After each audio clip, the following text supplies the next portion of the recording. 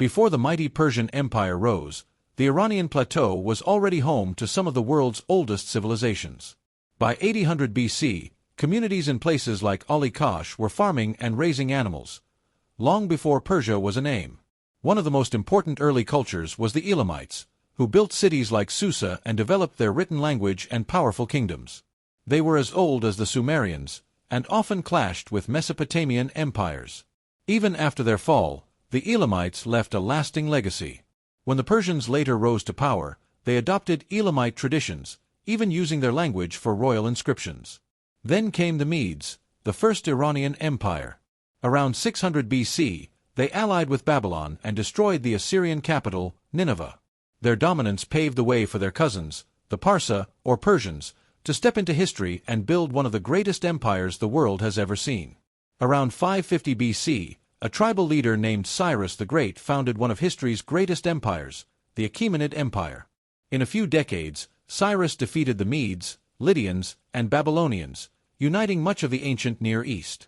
His conquest of Babylon in 539 BC became legendary, and the Cyrus cylinder still stands as a symbol of human rights. His successor, Darius the Great, expanded the empire even further, from Egypt to India, and turned Persia into a model of imperial governance. He introduced standardized coins, built royal roads, and founded Persepolis, a city of breathtaking palaces and intricate carvings. But greatness came at a cost. Darius's son, Xerxes I, led a massive invasion of Greece in 480 BC, only to be turned back at Thermopylae and Salamis. These wars drained Persia's wealth and revealed its vulnerabilities. In 334 BC, a young Macedonian king named Alexander the Great launched his campaign against Persia.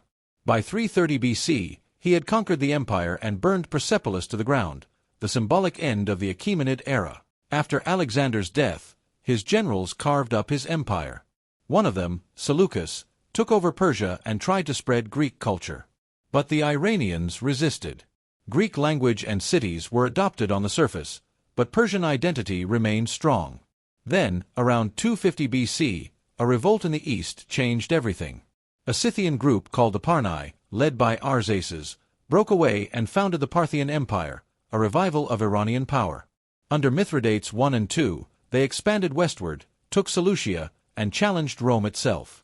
In 53 BC, at the Battle of Carrhae, they crushed a Roman army led by Crassus, decimating thousands and humiliating one of Rome's most powerful men. In 224 AD, a Persian noble named Ardashir I led a rebellion and defeated the last Parthian king, founding a new dynasty, the Sassanids, and once again, Persia was reborn. His son, Shapur I, humiliated the Romans by capturing Emperor Valerian and parading him through Persia. The Sasanians ruled as kings of kings, embracing Zoroastrianism as the state religion and building majestic monuments like Tak Kasra and the rock reliefs at Nakshi-Rostam. For centuries, they clashed with the Byzantines, draining both empires. In 636 AD, the Battle of Al-Qadisiyah dealt a fatal blow. The Sasanian capital Ctesiphon fell, and their last king, Yazdijerd III, fled, later assassinated in 651 AD. With that, Zoroastrian Persia fell, and the Islamic era began. In 1501, the Safavid Empire declared Shura-e-Islam as the state religion, forever shaping Iranian identity. Under Shah Abbas I, Iran flourished, building the grand city of Isfahan, creating a professional army, and fueling a golden age of Persian art and literature.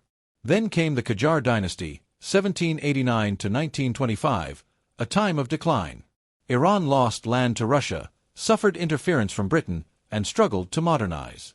In 1925, Reza Shah Pahlavi seized power and initiated sweeping reforms, including the establishment of modern schools, railroads, and a secular government, as well as advancements in women's rights.